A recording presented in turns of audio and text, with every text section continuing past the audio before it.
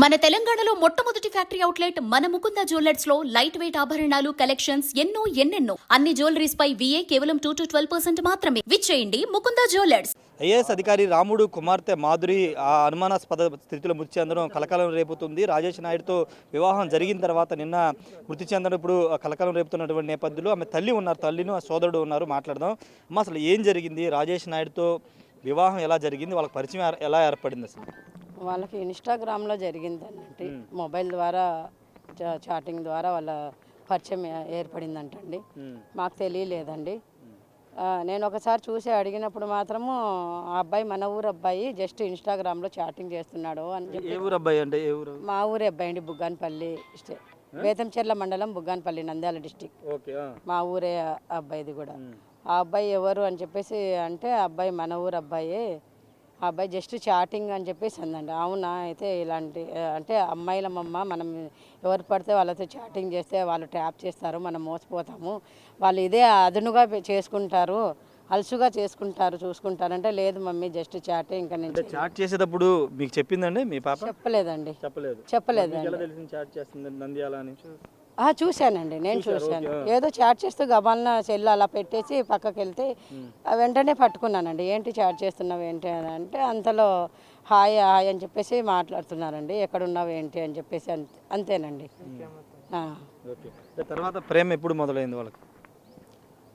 ఆ ప్రేమ ఎప్పుడు మొదలైందో మాకు తెలియదండి. వాళ్ళు పెళ్లి చేసుకున్నప్పుడు పోలీస్ స్టేషన్లో చెప్పడం మాత్రము ఆ అమ్మాయితో చెప్పించారంటండి. 5 years అయింది మన లవ్ అని చెప్పేసి చెప్పించాడండి. పెళ్లి చేసినప్పుడు మీరు వెళ్ళలేదు అక్కడికి?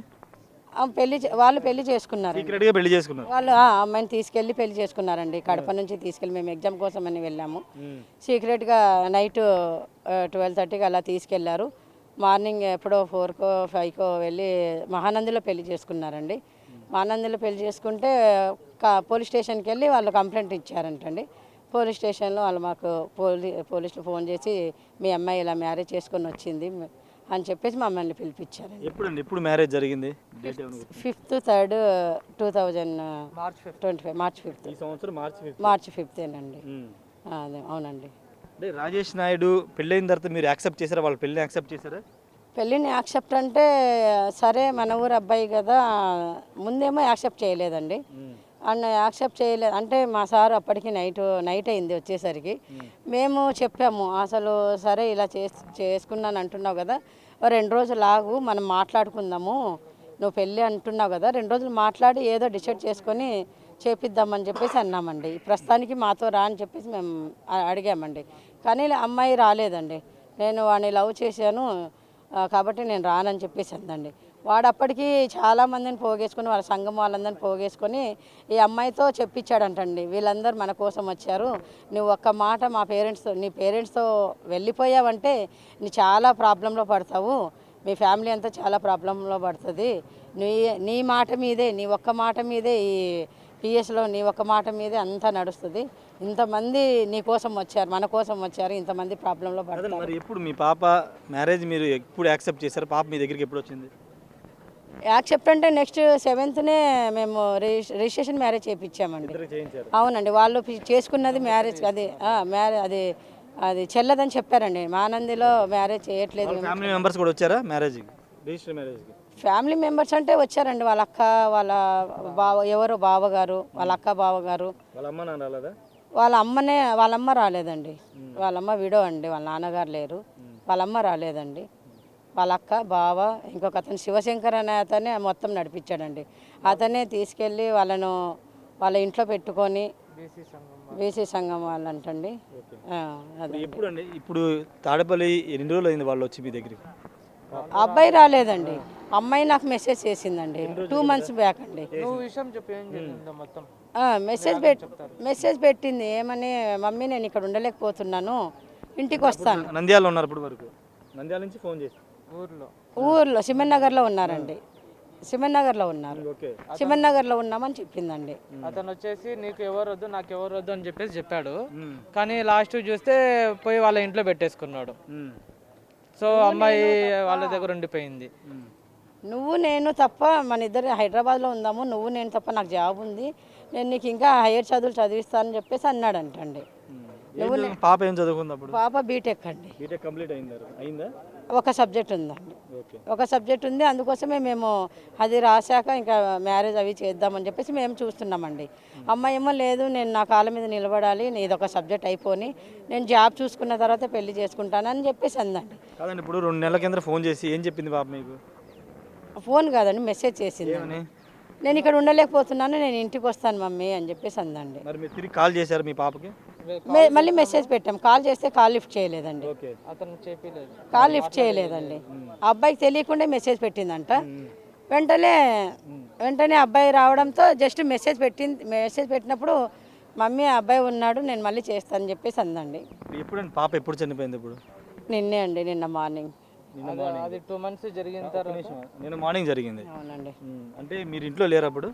ఇంట్లోనే ఉన్నామండి, నేను కిచెన్ రూమ్లో ఉన్నానండి. పాప ఫ్రెష్ అప్ అవుతుందని చెప్పేసి అనుకున్నానండి. రోజు ఫ్రెష్ అప్ అయ్యేటప్పుడు డోర్ వేసుకుంటుందండి బెడ్రూమ్ది, అలా అనుకున్నానండి. హ్యాంగింగ్ చేసుకుందా? అవునండి, హ్యాంగింగ్ చేసుకుందండి. అంటే ఏంటంటే ఇప్పుడు అతని వేధింపులే కారణం అని మీరు అవునండి, అతని వేధింపులే కారణము చెప్తూ ఉండేదండి. నేను ఇప్పుడు మీ ఇంటి దగ్గర తీసుకొచ్చిన తర్వాత అతని కాంటాక్ట్లో ఉన్నాడా? లేడండి. ఒకసారి మెసేజ్ పెడితే మెసేజ్ కూడా వాడు కనీసం కూడా రాలేదండి. మీ ఇంటికి రాలా? అమ్మాయి మాకు తెలియకుండా వాళ్ళ ఫాదర్ మొబైల్తో మెసేజ్ పెట్టిందంటండి. అది ఏం పెట్టిందో కూడా నాకు తెలియదండి. పెట్టాను, ఏంటి ఇంతేనా లవ్, నీ లవ్ అని చెప్పేసి అందండి. ఇంతేనా, రాములు గారు ఒక్క నిమిషం సార్, ఇంతేనా నీ లవ్ అని చెప్పేసి. సార్ ఇప్పుడు కాదు, ఒక చిన్న ఇది ఒక వీడియో, సెల్ఫీ వీడియో రిలీజ్ చేసి చంపింది పేరెంట్స్ అని ఒక ఆరోపణ చేస్తూ మీ మీద వీడియో చేశారు. ఒక సాక్ష్యం కూడా ఉందంటూ ఒక స్క్రీన్ షాట్ కూడా పెట్టాడని తెలుస్తుంది. మీ మీద అతను రివర్స్లో చెప్తున్నాడు. ఏం చెప్తారు సార్ దాన్ని? ఏం స్క్రీన్ షాట్ పెట్టారండి? ఒక్క నిమిషం సార్, చిన్న క్లారిటీ. చూసిన తర్వాత మాట్లాడతాను. అది ఆల్రెడీ మీడియాలో సర్క్యులేట్, చూసిన తర్వాత మాట్లాడతాను. మీడియాలో సర్క్యులేట్ అవుతుంది. సార్ రాముడు గారు, ఇది ఒకసారి వాళ్ళ మదర్తో కంటిన్యూగా మాట్లాడదాం. కాదండి, ఎలిగేషన్ మీ మీద చేస్తున్నారండి, ఏంటి దానికి? ఆ మెసేజ్ తెలియదండి మాకు. ఆ మెసేజ్ వీడియో కూడా బయటకు వచ్చిందండి, వీడియో కూడా బయటకు వచ్చింది. తెలియదండి, చూశాక మేము మాట్లాడుతాం. చూశాక మాట్లాడతాం. ఒక నిమిషం. సరే ఇప్పుడు కాదు ఒక నిమిషం. ఇది ఒక నిమిషం. అంటే రాముడు కానీ ఆయన భార్య కానీ వీడియో చూసిన తర్వాత మాట్లాడతామని చెప్తున్నారు. అంటే మ్యారేజ్ జరిగిన దగ్గర నుంచి పాప అక్కడే ఉంది మాధురి. 2 నెలల ముందు మెసేజ్ పెడితే మేము పాపను తీసుకొచ్చామని చెప్తున్నారు. 2 నెలల ముందు ఇక్కడే మా దగ్గర ఉందని చెప్తున్నారు. అయితే నిన్న ఉదయం హ్యాంగింగ్ చేసుకుందని చెప్తున్నారు. ప్రస్తుతానికి ఆ రాజేష్ నాయుడు విడుదల చేసిన వీడియో గురించి చూసిన తర్వాత మాట్లాడతామని చెప్తున్నారు. ఒక అనుమానాస్పద స్థితిలోనే చనిపోయిందనేది కుటుంబ సభ్యులు చెప్తున్నారు. భర్త రాజేష్ నాయుడు కూడా అదే చెప్తున్నారు. మరి చూడాలి ఇప్పుడు ఈ కేసు ఎటు టర్న్ తీసుకుంటుంది. ఎందుకంటే ఇప్పుడు కుటుంబ సభ్యులేమో రాజేష్ నాయుడు మీద ఎలిగేషన్ చేస్తుంటే రాజేష్ నాయుడు తిరిగి కుటుంబ సభ్యులే తన భార్యను చంపేశారంటూ ఆయన కూడా ఎలిగేషన్ చేస్తున్న నేపథ్యంలో పోలీసుల విచారణ చాలా కీలకంగా మారబోతుందని చెప్పాలి. పోస్ట్మార్టం రిపోర్ట్ వచ్చిన తర్వాత పూర్తి వివరాలు తెలిసే అవకాశం కనబడుతుంది. Camera person Vasant, Rajesh, big TV, Mangalagiri నుండి.